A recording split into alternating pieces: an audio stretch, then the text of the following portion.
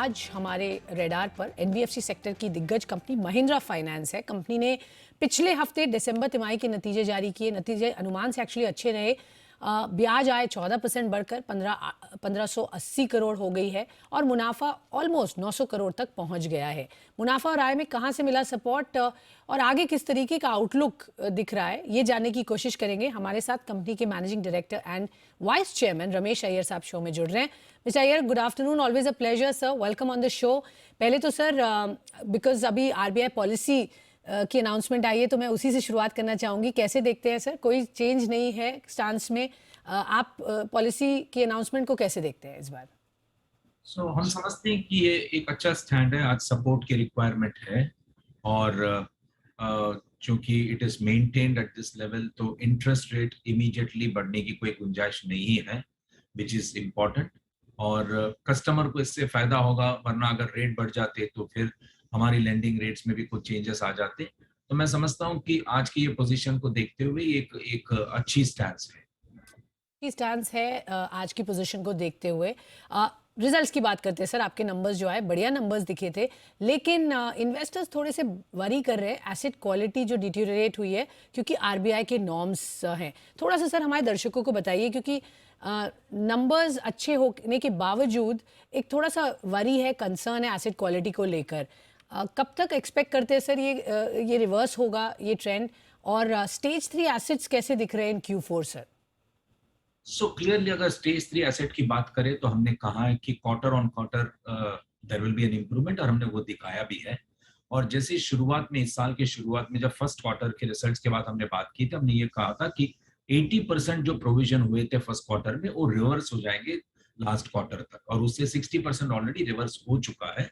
और हमने ये भी कहा है कि हमारी जो नेट एनपीए है मार्च तक स्टेज 3 का जो है 4% तक आ जाएगी नेट एनपीए, और हम बिल्कुल भी कॉन्फिडेंट है कि वहीं जाके रुकेगी होगा। जहां तक ये रेगुलेशन का चेंज की वजह से जो एनपीए की बात हो रही है, ये समझना जरूरी है कि ऑन द ग्राउंड कस्टमर के कारोबार में कोई फर्क नहीं आता है।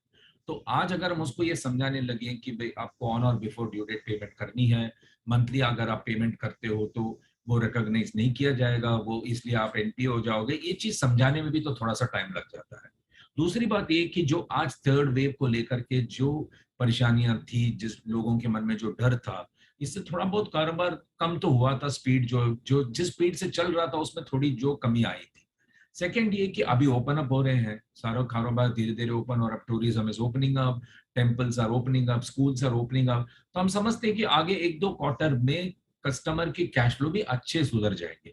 तो हम इस प्रॉब्लम को बहुत लॉन्ग टर्म प्रॉब्लम तो नहीं देख रहे, बट डेफिनेटली एक दो क्वार्टर कस्टमर को भी लगेगा इसमें एडजस्ट होने के लिए।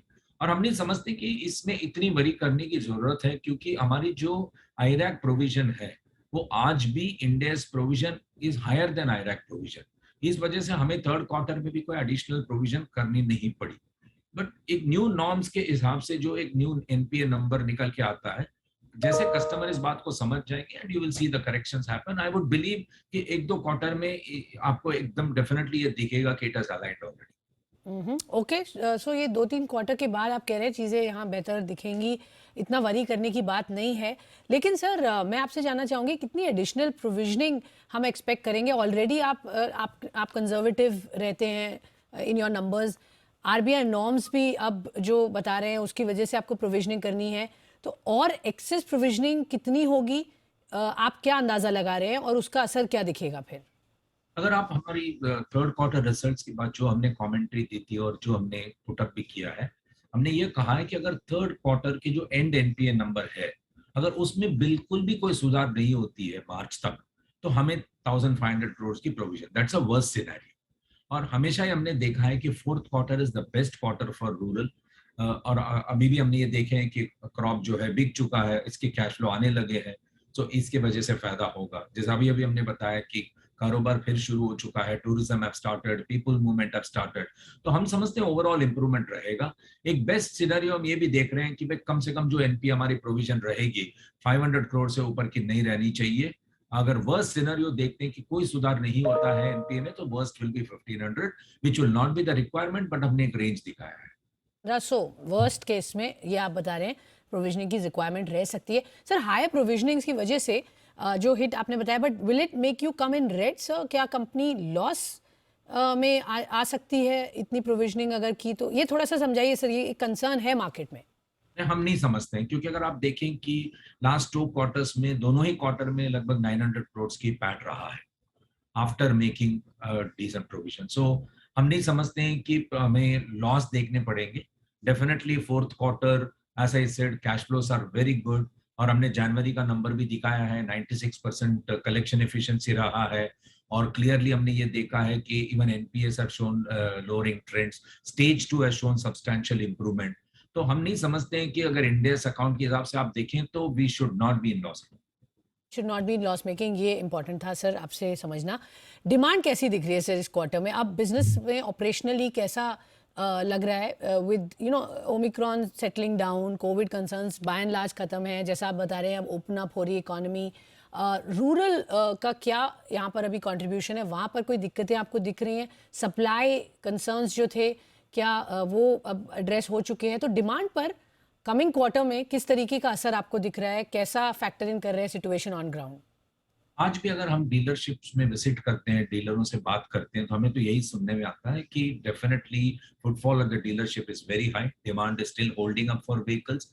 बट यही है कि अभी भी सप्लाई में थोड़ा सा दिक्कत है, और ये सुधरता हुआ दिख रहा है। लेकिन मैं उस बारे में ज्यादा नहीं कमेंट कर पाऊंगा। बट जहां तक हम ओईएम से बात करते हैं तो हमें ये समझ में आ रहा है कि ये definitely this problem is getting sorted out, और व्हीकल्स अवेलेबल होने लग जाएंगे। तो अगर व्हीकल्स अवेलेबल होते हैं तो इसका एक और फॉलोआउट बेनिफिट ये रहेगा, जैसे न्यू गाड़ियां अवेलेबल होगी तो लोग जब न्यू गाड़ियां लेंगे वो अपनी पुरानी गाड़ी एक्सचेंज में देंगे। तो एक सेकेंड हैंड व्हीकल में जो आज शॉर्ट सप्लाई चल रही है, जबकि डिमांड बहुत अच्छी है सेकेंड हैंड गाड़ियों का, बट सप्लाई नहीं है, तो वो भी एक जो है ट्रिगर देखने मिलेगा। और मैं समझता हूँ ओवरऑल सेंटिमेंट्स और positive.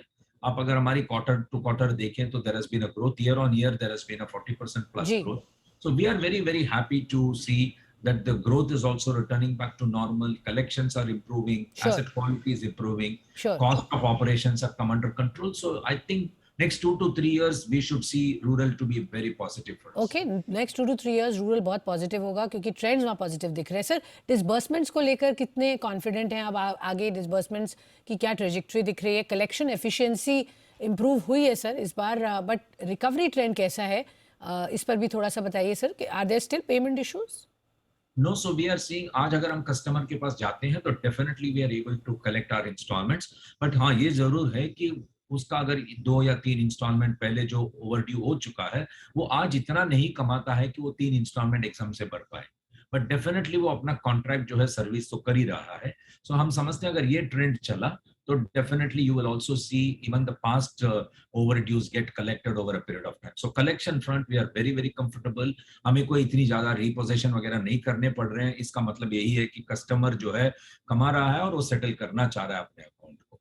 So collection front is very comfortable. So for us disbursement का सवाल है, जैसे मैंने बताया, quarter on quarter there has been an improvement in disbursement, month on month we are seeing disbursement improvement, and definitely there is a pent up demand due to non availability of vehicle. और अगर गाड़ियां मिलने लग जाती है तो इस quarter में भी अच्छा खासा डिसबर्समेंट देखने मिलेगा। ओके, इस क्वार्टर में भी अच्छा खासा डिसबर्समेंट्स मिलेगा। सर, एक क्विक सवाल आपसे, ये जो ट्रेंड की बात की, इन्फ्लेशन कितना बड़ा इस वक्त आपके लिए कंसर्न है? क्योंकि ये एक चीज़ है जो आगे ग्रोथ को थोड़ा सा हैम्पर कर सकती है।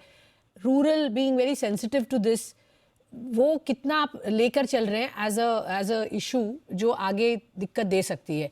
तो आपके हिसाब से, क्योंकि आप ऑन ग्राउंड बहुत क्लोजली देखते हैं, मॉनिटर करते हैं, उन लोगों से मिलते हैं, तो inflation is how big a worry sir at this point? So clearly लोगों को रीप्राइसिंग का एक अपॉर्चुनिटी अब तक नहीं मिला है, तो एक कॉस्ट जो है उनको एक प्रेशर डेफिनेट बन जाता है from the available cash flow. और आज दूसरा ये देखने मिला है कि लोग डेफिनेटली थोड़ा बहुत जो है फ्यूचर हेल्थ को लेकर के सेव करना शुरू कर लिए, बिकॉज फिर एक बार कहीं दिक्कत आ जाए, कोई इमरजेंसी आ जाए, तो they don't want to be stuck. तो इस दो चीज को लेते हुए उनके कैश फ्लो में थोड़ा सा प्रेशर जरूर है। हम ये समझते हैं कि जैसे जैसे मार्केट ओपन अप हो जाएंगे और ओवरऑल इकोनॉमिक एक्टिविटी में एक सुधार आएगा, तो definitely I think there will be a repricing to freight, there will be a repricing on passenger freight, all of that will begin to happen. और आगे हमारा ये सोचना है कि आगे 1-2 क्वार्टर के बाद इंटरेस्ट रेट्स भी डेफिनेटली बढ़ेंगे, and it will get passed on to the consumer over a period of time. But जब तक जो है फ्रेट रीप्राइस नहीं होते हैं या पैसेंजर फेयर रीप्राइस नहीं होते हैं, थोड़ा सा प्रेशर रहेगा। बट मैं नहीं समझता हूँ कि कस्टमर उस चीज को बहुत दिन तक रोक पाएंगे। 1-2 क्वार्टर में हमें ये भी देखने मिलेगा कि the freight rates do get repriced. Sir आपसे समझ लिया किस तरह से एनवायरनमेंट है इस वक्त, बिजनेस एनवायरनमेंट, और आगे किस तरीके का आउटलुक लग रहा है। स्पेसिफिकली अब मैं आपके बिजनेस पर बात करना चाहूँगी। आपने पिछली बार एक इंटरेस्टिंग इनिशिएटिव की बात की थी, vehicle subscription program quick lease. क्या अपडेट है सर, कैसा ट्रैक्शन मिला उस पर, और क्या आप इनकरेज्ड है with the way it's been panned out? इन इतने छोटे समय में 3 मंथ्स या लेस देन 3 मंथ्स में काफी कॉर्पोरेट अकाउंट्स हमें मिला है जहां सीटीसी कार हम फाइनेंस करते हैं। सीटीसी कार यानी जो एम्प्लॉयज को गाड़ियां देती है कंपनी, वो लीजिंग में आज हो रहा है। And we are very encourage by that thought, because इसी को लेकर के हमने प्रोग्राम लॉन्च किया था। और करीब अबाउट 100 करोड़ के आसपास हमने काम उस पर कर चुका है। और हम समझते हैं कि this will be definitely the future going forward, क्योंकि लोग ये चाहते हैं कि भाई हम लीजिंग में गाड़ियां ले, पता नहीं किस स्टेट में रहेंगे, सो क्यों एक गाड़ी लेकर के अपना ओन करे, उसको हम यही फिर दे के जाएंगे अगर लीज में लेते हैं। यंगस्टर्स उस डायरेक्शन में सोचते हैं, कॉर्पोरेट्स एसेट लाइट रहना चाहते हैं। तो हम डेफिनेटली इस पे बिल्कुल होपफुल है, और इसी को लेकर के हमने प्रोग्राम लॉन्च किया था, और we are seeing very positive trends. Okay, positive trends दिख रहे हैं उस प्रोग्राम में। आपको अच्छे कॉर्पोरेट अकाउंट्स भी मिल गए, आपने कहा। सर ये भी बात हो रही है कि आरबीआई अलाउ कर सकता है एनबीएफसीज को टू इशू क्रेडिट कार्ड्स। क्या आपकी कंपनी इंटरेस्ट इसमें लेगी? डेफिनेटली देखिए, आज कोई भी जो एक अपॉर्चुनिटी है जिसे कस्टमर को एक फायदा हो सकता है या एक आसानी हो सकती है या सुविधा हो सकता है, वो सब हमें एज एन एनबीएफसी करना पड़ेगा, because customers are demanding, customers are wanting it. ये भी हो सकता है कि अगर क्रेडिट कार्ड हमने इशू करना शुरू कर दिया तो शायद कस्टमर जो है उसके थ्रू अपना इंस्टॉलमेंट भी पे कर सकते हैं, तो इसके एक प्रोग्राम बन जाएंगे overall. So definitely it's an opportunity that we would like to watch very closely and participate. Growth drivers आगे क्या दिख रहे हैं, और कंपनी की जो एक रीस्ट्रक्चरिंग की आपने बात कही है पहले भी, किस तरह से आप सब्सिडरीज कुछ देखना चाह रहे हैं, स्ट्रीमलाइन करना चाह रहे हैं बिजनेस, एक बार हमारे दर्शकों को बताइए सर, क्या है आगे उस तरफ आउटलुक? क्लियरली हमारी growth engine from the main core business अगर बात करें, vehicle tractor growth which is normal and natural to us, लेकिन उसको उससे अलावा अगर बात करें, जैसे अभी अभी हमने लीजिंग की बात की, डेफिनेटली एक फ्यूचर अपॉर्चुनिटी है।